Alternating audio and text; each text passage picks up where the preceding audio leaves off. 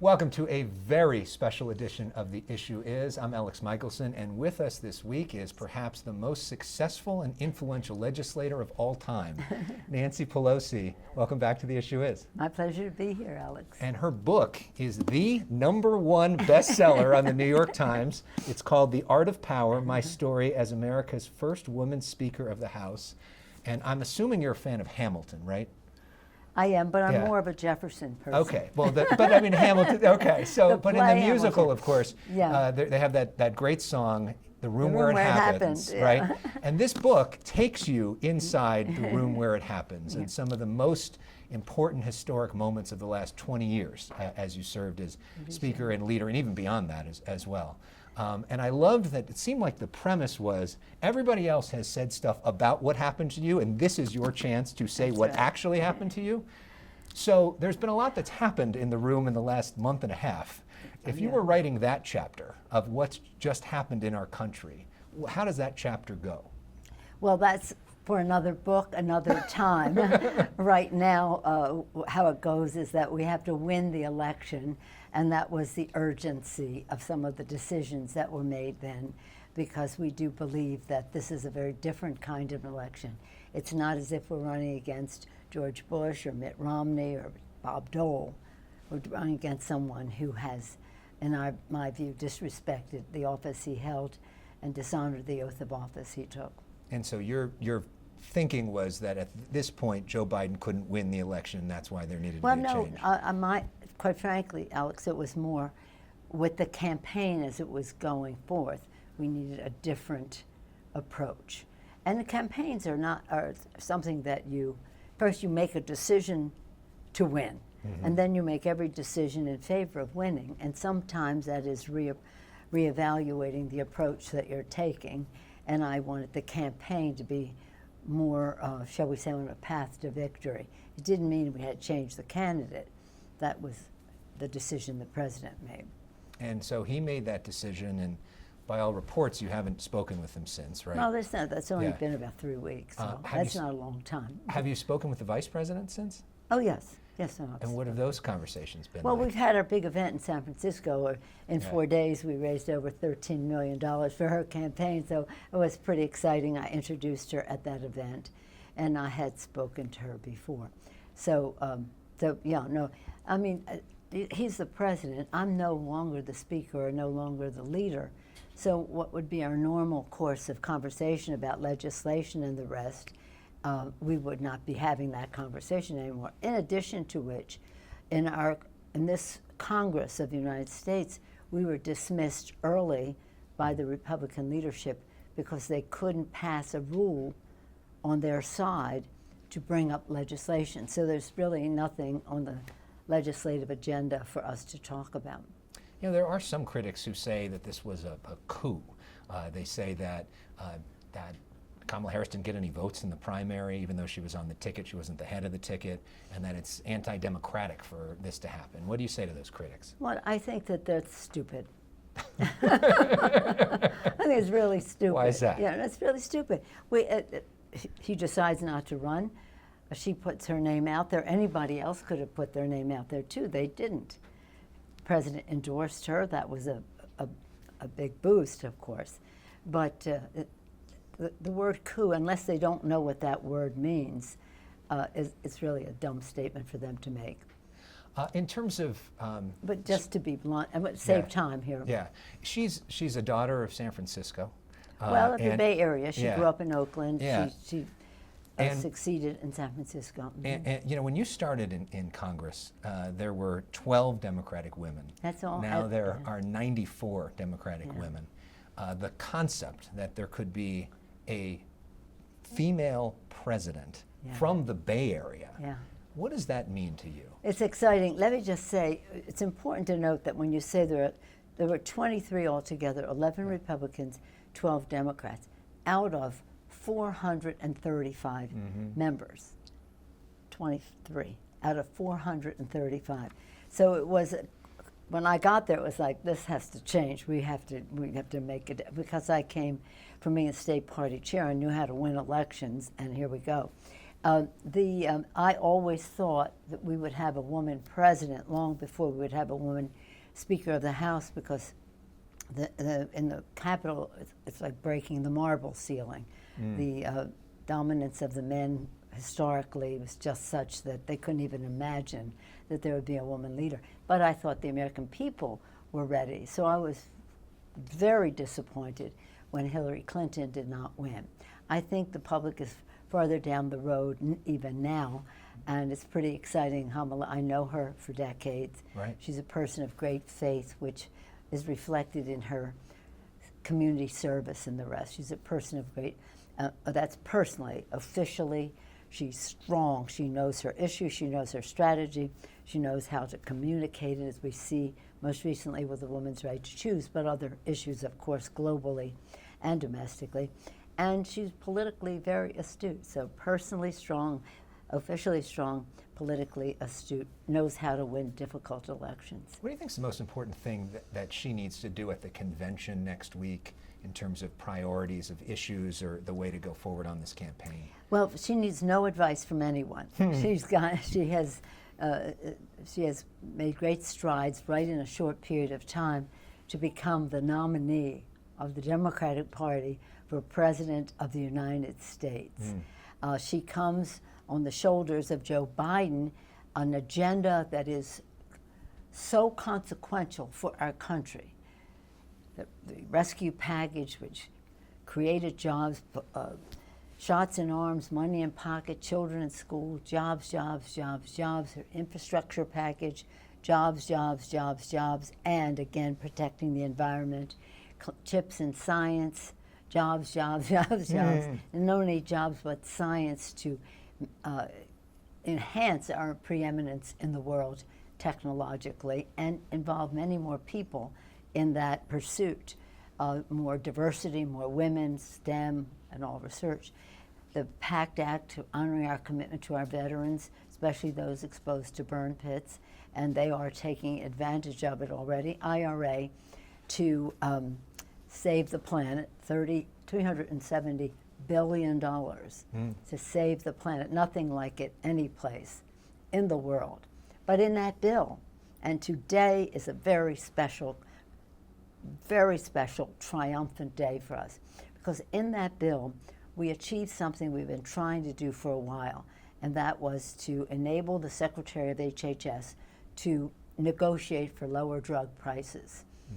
We finally won that. We had been passing it in the House for decades, but we couldn't get it passed in the Senate, but we did under Joe Biden. And today, the HHS Secretary announced the reduced prices. If you see them, it's remarkable how much, like 1/5 of what it would have cost, because Big Pharma was charging our consumers here so much more than overseas. So this was, and the president and the vice president announced this in Maryland. Sure. Some of us were invited to be there, but I'm here. So Thank you for choosing us over them, I guess. That makes me feel good. well, but it's such a triumphant day. We're so thrilled. One of the challenges next week for the convention, and we see this at speech after speech, is what's happening with the protesters of Gaza. How should that be handled by the Democratic Party? Well, I think the public should, and those who are protesting, should appreciate better what the Democratic Party has done. And some of them want to ignore that. We view Hamas as a terrorist organization. What they did on October 7th was a horrible thing. We feel very concerned about the collateral damage to civilians in Israel's response. But Joe Biden and the Democrats have been the ones who were calling for humanitarian assistance for the Palestinians. But the people out there, and we keep saying, say something about Hamas, say something about freeing the hostages. But all they want to do is say genocide, Joe, and all of that. So we really have to communicate in a stronger way. Kamala is meeting with I was in Michigan yesterday, as a matter of fact, and met with some of the people who are concerned about this issue are in Michigan. They came to our event, and some of them who have met with her have decided that they would support her. I mean, you have to understand, the other side is Donald Trump, who is not with them at all. is not with them at all. So you're saying, well, whose interest are you serving by taking what Israel's doing out on Joe Biden? Joe Biden has been, as many of us are, strong supporters of Israel. Have been, because it's in the interest of our country to do so, because we have shared values, and because Israel has a right to defend itself, but not at the cost of all of those children and the civilian collateral damage. But we just have to have a ceasefire. We have to have war be eliminated as a civilized way to resolve conflict. It's becoming outside the circle of civilized human behavior because of the tragedy that it is for individuals, for people, for families, for communities, for the environment. Yeah, so the basic message to the protesters is the alternative is a whole lot worse. Well, no, but you have a legitimate, we all share the concern about the civilian, but let's share also concern. Who is holding up the ceasefire? Hamas. Yeah. They walked away from it the other day, and then Israel said, well, if they're walking away, then there's no thing. And so they should be, I think, recognizing Hamas's role in this, and now it could lead to even a further conflict. I myself have disagreed with Israel on settlements, really. For decades I've disagreed with them on settlements, and that is provocative of more another part of Israel in the West Bank and stuff. But this is a horrible thing that has happened, and there's a lot of responsibility for it. They're saying if we weren't supporting Israel, this would not be happening. No, if Hamas had not assaulted Israel the way they did, this would not have been happening. But there have been generations of injustice as far as the Palestinians are concerned, and that has to be addressed. We're talking with Nancy Pelosi, the author of The Art of Power, My Story as America's First Woman Speaker of the House, and you open this book with this just heart-wrenching story of the attack on your husband, Paul Pelosi. This crazy guy breaks into your house, hits your husband over the head with a hammer. 3 times. 3 times. His hand needs to be reconstructed as well. Screaming, "Where's Nancy?" The same thing that people were saying in the Capitol on January 6th. And we're glad to report your husband's doing a lot better, right? It's getting there, about 80%, but thank you. But just how, you also write about this moment with your daughter, Alexandra, and you said that when you first ran for Congress, she gave you her blessing when she was about 16, 17 years old. And then after this attack, she said, "I wish I could take my blessing back." How did you process that moment? Well, if I had known it was going to include a hammer on the head of my husband, I would not have even asked her for permission. You see, we have 5 children, 6 years and 7 days. 4 of them are off to college. She's going to senior year. So I said, I've been asked to run, but next year would be better, but it's this year. What do you think? And I won't run if you say that you want me to stay home. It's going to be about 3 nights a week. I'll be in D.C. 4 days, 3 nights, and any answer is fine. And she said, "Get a life, Mother." I say Mommy's been asked to run for Congress. She says, "Mother, get a life." And when she went to Mother, I knew I was in a little trouble. I'd never heard the expression "get a life" before then. That was a long time ago. And then she said, what teenage girl wouldn't want her mother out of the house 3 nights a week? So it was funny then, but what she said was so.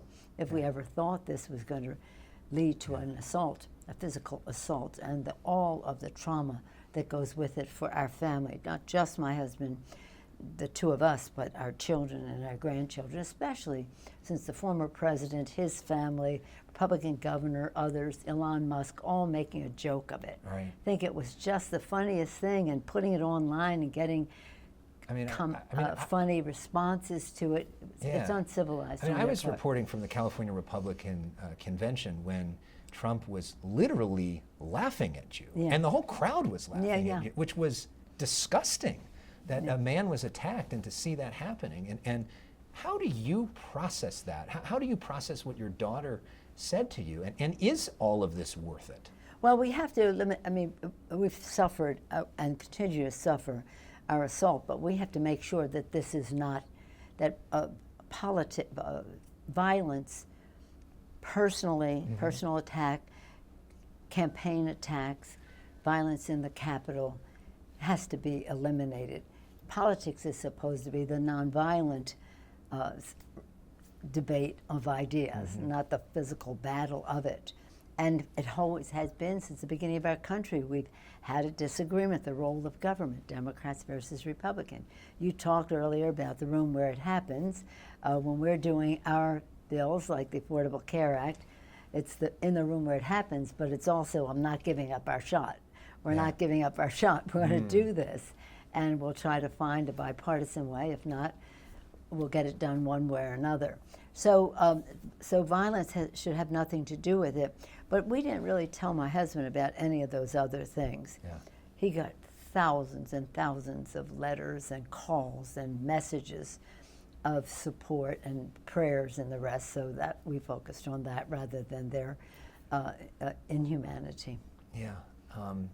Let's talk a little bit about your legislating, because you are a master legislator. Well, I love being a legislator. Yeah. People always say to me, why didn't you run for some other office? I said, but I like the job that I have. How do you define a master legislator? What does that mean to you?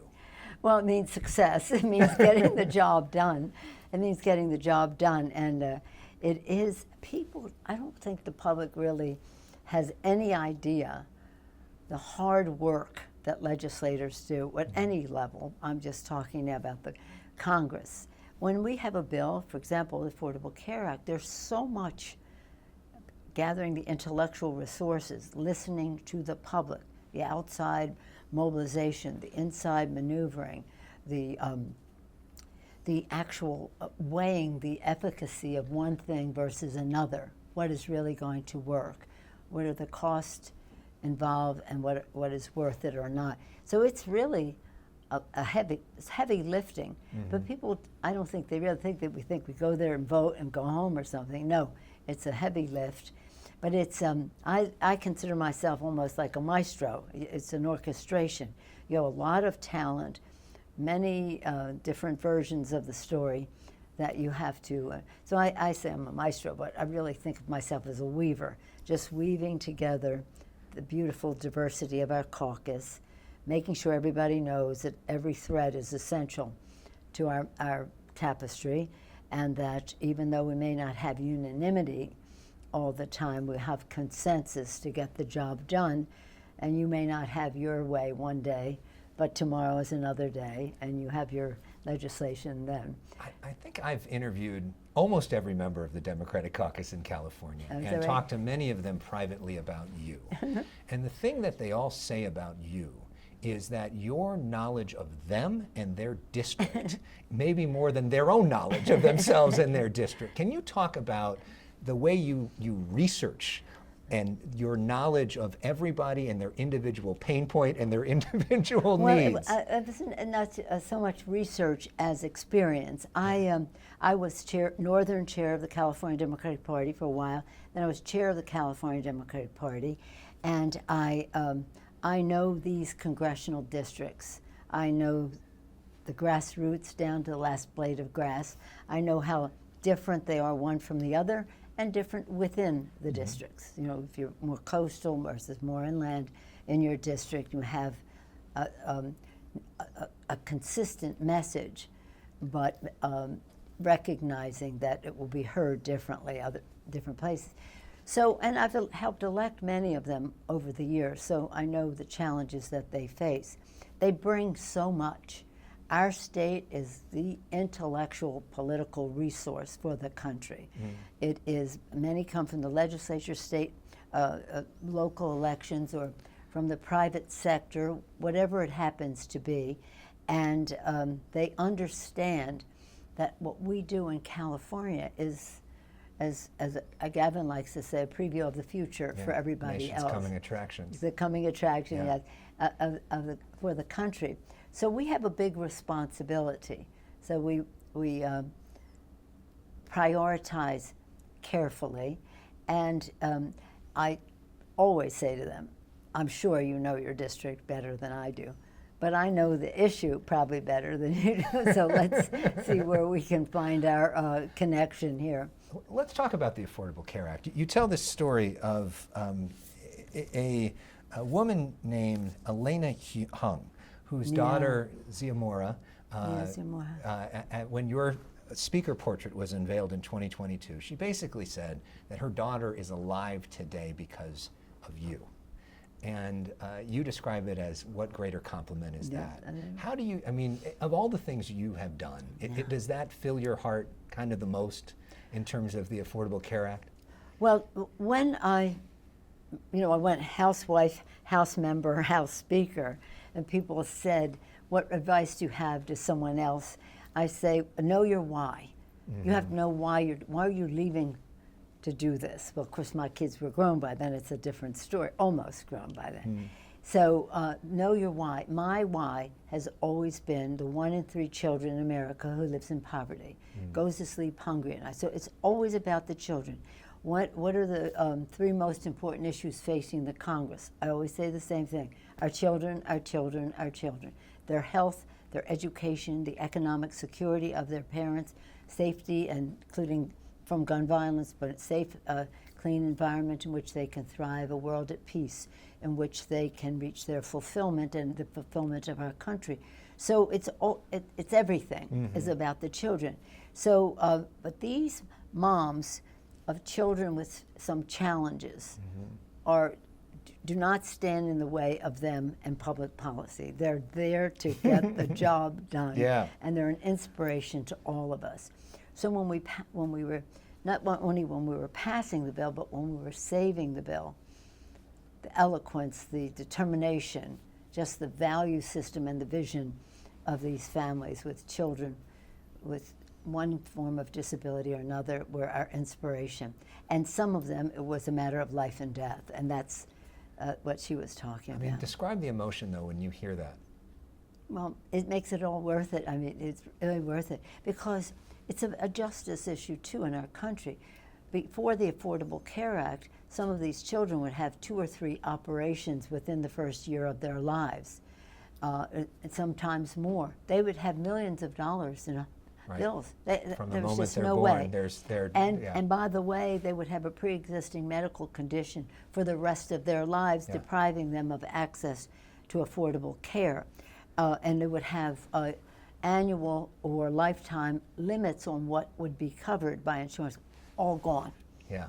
All gone, out the door. In fact, even being a woman was no longer a pre-existing condition. Women paid maybe 50% more than a man for the same care. You know, similar care. It won't be the same. That bill's pretty popular now. It was a challenge politically back then. And you write about the process of getting it done, including, which is interesting, your own Catholic faith. And one particular member who represents Notre Dame. And you called in a favor. What'd you do? Well, it wasn't a favor. It was one of our members, Val Catholic. See, just to make the distinction, there was nothing in the bill that would prevent anyone who was pro-life from voting for it. People who had written what was called the Hyde Amendment, it's called the Hyde Amendment, restricting access to terminating a pregnancy unless life, liberty, incest, rape, you know, those 3 exceptions. And so that was honored in the bill. And so some of the people who wrote that, who are the pro-life people, said, this is not in the bill, we're voting for the bill. But some of the Catholic bishops want to use this as an opportunity to take down Roe v. Wade, and they would even sacrifice health care access to all Americans in order to accomplish their goal of taking down Roe v. Wade, which they eventually did with Donald Trump and his justices in the Roe Court. But so I called Father Hesburgh, who was just the hero of heroes. He marched with Martin Luther King. He's been just a champion of values in our country for a long time. He had been the president of Notre Dame. He still lived there. I visited him there, smoked his cigars, told his stories and all that. So I called him and said, Mr. President, I called him Father, I'm having some trouble with the bishops, but I want you to know that there's nothing in the bill. And I told him the people who were pro-life, who were supporting the bill because of the integrity of the bill. And I said, but I need to, what can I do to help? I said, well, Joe Donnelly, we need your support there. So he said, give me his number. So he calls me, he says, Congressman Donnelly, the Speaker and I need your vote on the Affordable Care Act. So I didn't tell anybody because I had several tactics that, I kept close. And then I was going into the cloakroom from the floor. Cloakroom is where members gather off the floor. And I could hear them saying, you should see what she did to me. You should see what she did to me. Some of them in humor, some of them borderline. And then he said, you should see what she did. It was like the Pope calling me Father Hesper. So as long as he said it, then I thought I can put it in the book. Yeah. Now he's the ambassador to the Holy See. Under the Vatican, yeah. He went to the Senate after the House, and now the ambassador to the Holy See. He and his wife, they're so lovely. And so so the bill eventually passes, but then later there's this fight to keep it, and John McCain ends up being a saving grace, and we will always remember that image of him voting with the thumbs down. But thumb down heard round the world. You had a heads up to that. Yeah. What did he say to you? He said he would, as it was, this was early in the evening, as it was, he intended to vote against it. And what he did also say is, he had said, I wouldn't be able to support a bill unless we had the proper process. So the Republicans in the House said, oh, we're going to do that, we're going to do this, we're going to do that. So when we chatted on the phone, I said, Senator, they're not doing any of that. They just went into the Rules Committee and said, forget all that, we're just proceeding. He said, you don't have to tell me what's going on. I know what's going on. And as it is now, I will be voting against it. And you think about without him. But I didn't tell anybody. Yeah. Anybody, not one soul. I don't know who else he may have told, but I didn't tell one soul. It probably didn't tell Mitch McConnell because he seemed surprised. He did. You know how to count the votes, but he had counted that vote for John McCain as an aye, and it was a no. But let me just say this, because there's a really important thing here. When they made the assault 60, 70 times to weaken or overturn the Affordable Care Act, to get rid of it, we had an outside mobilization. In order to pass it, we had inside maneuvering and outside mobilization. All these patient groups, so many, the nuns, forget the bishops, the nuns, all there. And to pass it. Then when this assault happened, we had 10,000 events around the country where people came and told their story. They didn't talk about provisions in the bill, they talked about their story. My child was born this way, my sister had this, whatever their story was, 10,000 of them. And that generated hundreds of thousands of calls to the Capitol. It didn't persuade many on the Republican side, but it did change the tide of acceptance of the legislation, which you opened this segment about. And there's no more personal issue than health care. It's the most personal. So you write that in 2016, you thought that Hillary Clinton was going to win. Most everybody thought Hillary Clinton was going to win. And then you thought if she was in there, the Affordable Care Act was safe. Yes, that's and right. you were considering maybe you could go home. Yeah. Obviously, she didn't win. No. There was plenty of fighting back with Donald Trump. Affordable Care Act still in place, though. Yeah. If Kamala Harris, the daughter of the Bay Area, becomes the President of the United States and you feel comfortable, would you consider, is that a good time to go? Or have you thought about that? No, I haven't thought about it at all. Yeah. All I think about is winning this election because everything is at stake. Women's right to choose, our democracy. One of the things that we want to do when she wins is something that we just couldn't do because of the Senate. We've done it in the House again, is to democratize our democratic system, to enable people to stop voter suppression, to stop partisan redistricting, to stop big, dark, special interest money for coming in big. So if we pass our bill, they can still give because the Roe Court has said they could give. A terrible decision. saying people could give any amount of money. Corporations are people. Mm-hmm. Well, people can only give a certain amount, but corporations can give endlessly. I haven't gotten the logic of that, except that it was a political thing the court did. But we're saying you can, if the court said you can vote, it has to be disclosed. So if we can do that, we can get gun violence, protect, background checks, we get a woman's right to choose, we can raise the minimum wage, we can do issues that relate to the LGBTQ community, our Equality Act in that regard. There's a whole slew, immigration reform, we can do all of that because we will not be relying so much on the 60 votes. So it sounds like you want to stick around for a while. Well, I'm running in this term, but I'm like on a mission. I'm not on a timetable. Yeah. And right now, as you saw with the change in the, shall we say, the dynamic in the last few weeks, we're on a path, but it's hard. You have to, I say the 3 M's, you have to mobilize and own the ground. Yeah. So you get out every possible vote. You have to have a message that is bold and progressive, but not menacing. It's unifying for the country. Mobilization message, and the 3rd M is money to get the job done, and largely from small donors. You have to have 3 no's: no wasted time, no underutilized resources, and no regrets the day after the election that we could have done more. And was that part of why you pushed for the Biden campaign to go in a different direction? That you had potential regrets, you thought that they were going to potentially lose, that you potentially lose the House. Was that the foundation of a lot of that? Well, let me just say that Joe Biden is one of the most consequential presidents of modern times. He, as I said earlier, some of the things that he did, and that's just some of the things that he did, and 15 million jobs. Sure. The other guy, the worst job creation record since Herbert Hoover. During COVID, though, some of that.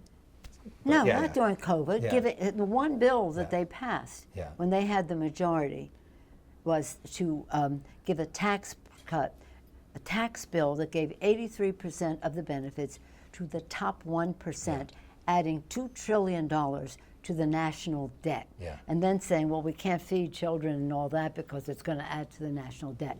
But Joe Biden solved COVID. They were in denial and delay on COVID. Joe Biden came in with the rescue package, shots in the arms, money in the pockets, children in school safely, people back to work, a child tax credit taking 50% of the children off of out of poverty. The list goes on. Yeah, they had COVID, and we gave them $3 billion. No, $3 trillion to solve it in our bill. Investing that much money in it all. Still the worst job creation record since, and when I say we, I mean when he was president and we were there. You were the speaker, right. So but is it fair to say you think that the Democrats have a better chance now at winning the House and winning those close congressional districts with Kamala Harris at the head of the ticket as compared to Biden? Well, you can be the judge. There's been a tremendous amount of enthusiasm that has come forth, whether it's in terms of volunteerism in our districts for the House races, the Senate campaigns, local government too, and state government, and for the presidential. And Tim Walz has been a wonderful addition to that enthusiasm. I know him well. He served for 12 years in the House, and he became the top Democrat on the Veteran Affairs Committee, did more than was done since World War II for veterans. So yes, there's been tremendous enthusiasm. And one of it was that so many young people were not enthusiastic about voting. They see 2, shall we say, older people, both younger than me, but I am, but nonetheless, 2 older people. They're like, what? And so, yes, there's much more enthusiasm among young people. And in California, you've seen the numbers are so different for young people, LGBTQ, Asian American, Hispanic, and Black voters who were more lethargic about these 2 guys, but now they're very excited about her. So once again, you were right. Well, I don't know. We'll see. We have to win. We have to win, and it's not easy. Yeah. And I keep saying to people, it is not easy. Yeah. It's a campaign. That's a battle Right. term. And it's close. It's close. It's battle, and that's what campaigns are about. They're close. And I know about elections. That's coming out of the Democratic Party, Yeah. as I did. So we're talking to Nancy Pelosi, the author of The Art of Power, and one of the things you write about here, you take us inside the room on what happened on January 6th, which was Terrible. just heart-wrenching to read. And to think of all these folks that are coming, screaming, "Where's Nancy? Where's Yeah. Nancy?" Your young staffers, and you describe the moment of seeing their faces, because you were first taken to a secure location. You Yeah. come back to the Capitol, you see their faces. What do you see in their eyes? Trauma, just so traumatized. I've never seen anything quite like it. They were just so frightened. They had for hours been under table in the dark with room closed, furniture up against the door where the other people were banging outside. They did get through one door, but they didn't get through the second door. Vicious remarks, crude, vicious. Defecation. Yeah. You know, these are the Trumpites. Literally human waste on defecated your floor. on the floors, but not in mine, but in the Capitol. And I think pretty soon some of them decided that they would do some other things rather than because you don't want to be near the scene of the crime. Too painful to come back. To come back to where that all happened.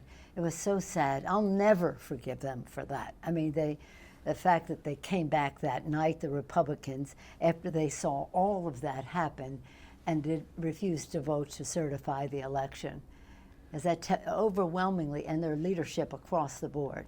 And many of them refused to impeach or convict Donald Trump in the impeachment trial, which would have knocked him out in terms of being including a potential Mitch candidate, McConnell, including Mitch who McConnell. just said he was responsible. He made all the speeches as late as February 13th. So you said when they were potentially coming to the Capitol, you made a comment about Donald Trump about what you wanted to do to him.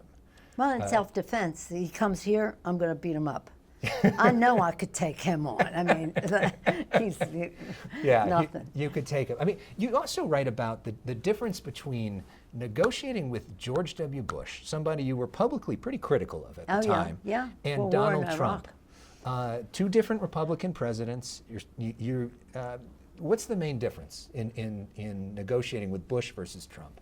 Well, first of all, let's say that Bob Dole, Mitt Romney, George W. Bush, now we're talking about somebody who actually was president, they're patriots. They care about our country. They honor their oath of office to protect and defend the Constitution of the United States. This guy is saying maybe we should terminate the Constitution. This is a horrible creature. People should. I respect people who may find reasons why they want to vote for them. That's their choice. But I see him, and Kamala says, I've prosecuted people like him. I know people like him. I know him. And he cannot be president again. So when you ask that question, he has no respect for governance, for the office he holds, for the protecting the environment, the future of our children. All he's there for, tax cuts for the rich, and they're the ones who are funding his campaigns with huge amounts of money. They don't care about we the people of the United States in order to form a more perfect union and everything that else that our Constitution is about. So he has the people who are discriminators, and he has the people who don't want to pay taxes or have any protections for clean air, clean water. They don't want any protections because it's all their bottom line. And in between, you have some really concerned people about who don't know where their path is for their family because of innovation, because of globalization, some of them even because of immigration, but that's probably the least challenging to their job security. And Joe Biden has had an agenda that says to them, you are part of the economic prosperity of America. You don't have to go to college, but if you want to, there's opportunity. But you can make a good living in the trades and the rest of that because we have decent pay and respect for all of that, for the workers. So it behooves us to have more of that message out there, which is what I had hoped would happen too. Now, when people pay attention to the election, they'll see that. And I respect those people who may have thought well, I saw the factory down the road move to China or Mexico or something, and he's going in, snake oil salesman that he is, making it sound like it's going to open again, but of course it didn't. But you argue that with Bush, you could trust him. Oh, yes, you he could, was a you person could of talk his to him, word. and that his staffers spoke for him. And Yeah, you felt with yeah. Trump, you couldn't trust him, and that his staffers didn't speak for him because well, he was really... they had to bring their phones in and have them open there so that he could hear everything that was listen going in. on until we threw that out.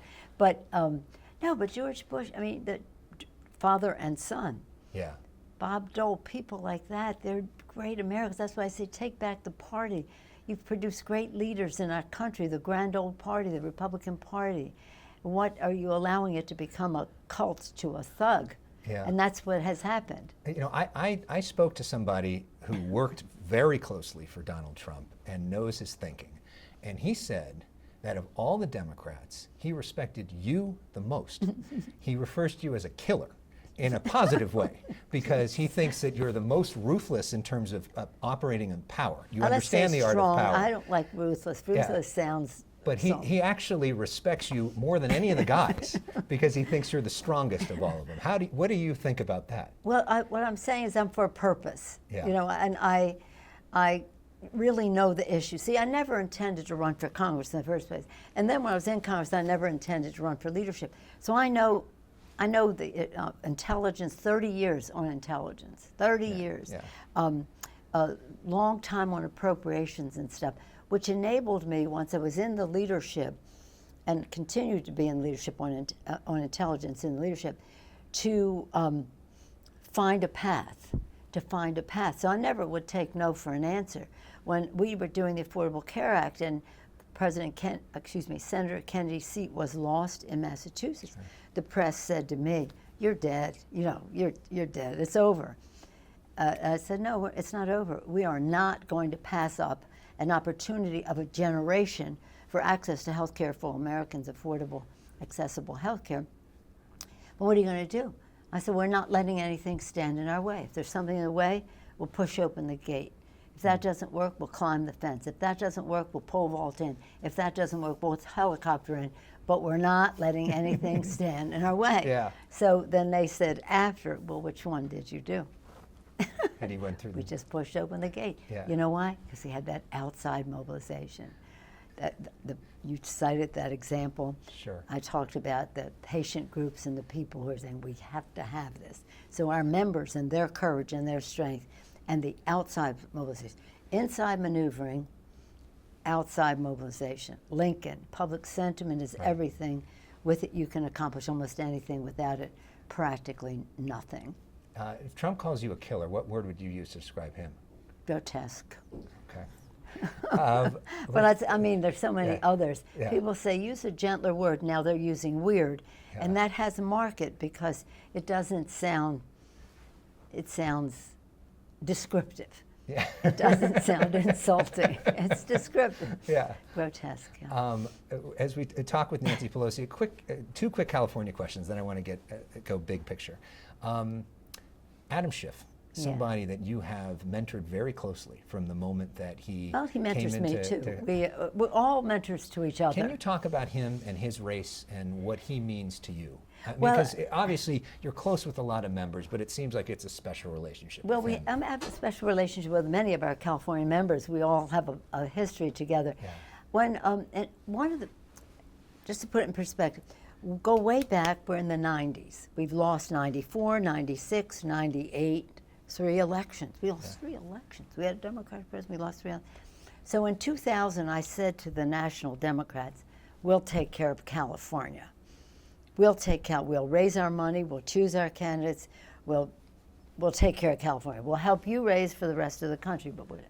So this was really how I merged into leadership. Not that everybody thought we should have a woman, but because politics.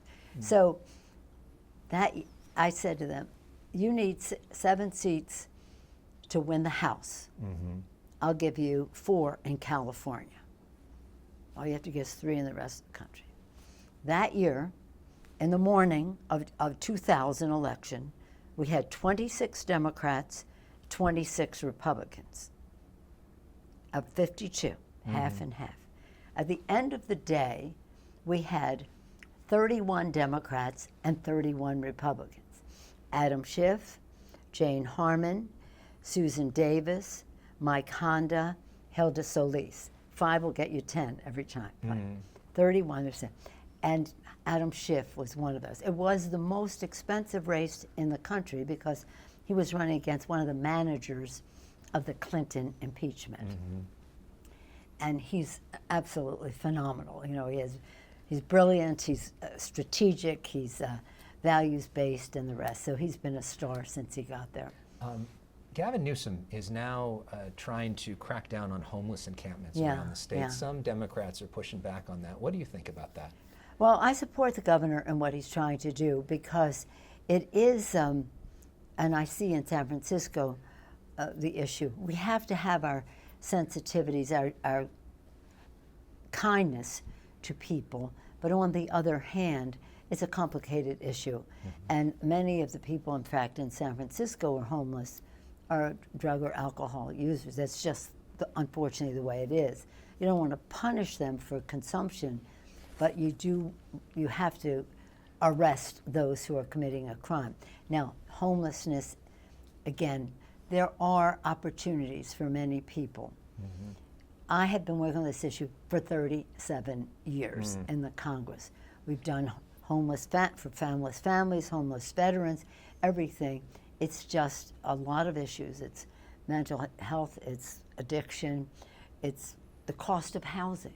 So what we want to do is have a gigantic, Maxine Waters is really very important in all of this and very ambitious in all this, to how do we have more affordable housing, low income, affordable, market rate to cover some of that, but also the ability of people to purchase a home, that first down payment, whatever it is. And there has to be a change in policy and access to affordable housing so that people are not taken off the street and into a shelter, but to transition housing and then to permanent housing. But cost of housing is part of it, but addiction and mental illness are parts of it as well. As we wrap things up with Nancy Pelosi, the author of Art of Power, My Story as America's First Woman Speaker of the House, we do something on this show called the name game sometimes, where we say a name and then it's the first thing that comes to mind. But I wanted to do this with some of the people that I think you admire the most. And when I say the name, if you can think of maybe a sentence or two that they taught you in terms of the way you think about the art of power, okay? You ready for this? No, but anyway, go ahead. Yeah. Why would I be ready? Let's start with Congressman John Lewis. The most important lesson from him. Oh my gosh, John Lewis, the spark of divinity that exists in all of us, to be respected, and respected in ourselves, so that we treat people with respect. Lindy Boggs, who was there when you first started. Yeah, Lindy Boggs. She said, "Know your power, and use it." Which is one of your mottos, right? Yes, it is. She taught me that. Senator Barbara Boxer, who was Congresswoman Barbara Boxer when you first got there. Barbara, she was remarkable. I mean, I love her like, well, as a sister, and just love her very much. She was, she taught me a lot of things, but because I was going in out of the kitchen. I mean, I hadn't been an elected officer, and one important thing that I always remember is she said, never question people's motivation, respect them. Senator Harry Reid, who you went through so many legislative battles with. I love Harry. You know, Harry, oh gosh, he was really saintly in his service in the Congress. So what I'd say with him is, it's just be a workhorse. We're not workhorses. We're not show horses, we're workhorses. And that meant a lot to me because then we could really work together without grandstanding or taking credit or anything like that. I know how important your Catholic faith is. Pope Francis. Oh, Pope Francis, saintly, just beautiful. And when I've seen him on occasion, he'll say, "Pray for me." And I'm like, "No, you pray for me, okay?" The Dalai Lama. The Dalai Lama. Well, if this is the last one, the Dalai Lama I have just loved for a long time. I mean, I've loved him. I've loved the Patriarch of the Greek Church. I love Pope Francis. These people are so values-based and so inspiring. But the Dalai Lama had me there. I was at his, and he's in India, in exile, but he had like a couple of hundred people at lamas for lunch, and I talked to them about how we were going to take care of the Tibetans outside of Tibet, worry about those inside, do this or that, and we were going to, and I would say to the world that if we do not speak out for human rights in China, we lose all moral authority to speak about human rights any place in the world. The Dalai Lama gets up after I speak and said, now let us pray for Nancy, that we rid her of her negative attitude. And wrapping up with three that I think you'll really like, Paul Pelosi. No, this is such a beautiful gentleman, really, so lovely, so lovely. I'm what so has he lucky. taught you? Well, he is, he's so beautiful and so lovely, and he loved his mother so much. Yeah. So he's. Well, that was who was next on my list. Your mother, No, who my I know mother. is the key to so much of Baltimore's power. Well, my mother wanted me to be a nun, so what can I say? But she was wonderful. 7 children. My father being in politics, but she taught me from a political standpoint. I'm not going to personal, but a political standpoint. The grassroots volunteers are to be respected, and she spent a lot of time entertaining them and bringing them together and listening to them and their ideas and the rest. Yeah. And finally, your father, who was the mayor of Baltimore and a congressman, what did you learn from him? Well, one thing I repeat about him is he said, when these people are so negative, he said, he who throweth mud loseth ground. And as we last question, what is the most important You didn't ask about the Biden. president. Joe Biden. Joe Yeah. Biden, saintly, just saintly, beautiful, lovely man. Barack Obama. Oh, Barack Obama, he's great. I mean, he's fabulous, and get the job done. Yeah. Last question, what is the most important thing you want people to know about the art of power? It's about respect. You know, people say, what is the secret? No, it's respect. Respect for the people that you're serving and listening to them and what they really want. Respect for the people that you're working with who will vote to do this so that you're putting consensus together. And respect for people who don't even agree with you because they represent their constituents. So I think respect is the most vital attribute to bring to any of it. Just always, and I always say, keep friendship in your voice and treat everyone as your friend, but know who your friends are. I have so much respect for you. Thank you for, we've done this for many years, but this is one of the greatest joys and one of the most incredible conversations we've ever had. Thank you for what you've given to our country. Thank you, Alex. And thank you for a class on being a master legislator with the greatest teacher. Thank you. Nancy Thank you Pelosi, so much. thank you very much. Thank you for watching this very special edition of The Issue Is. We'll see you next week.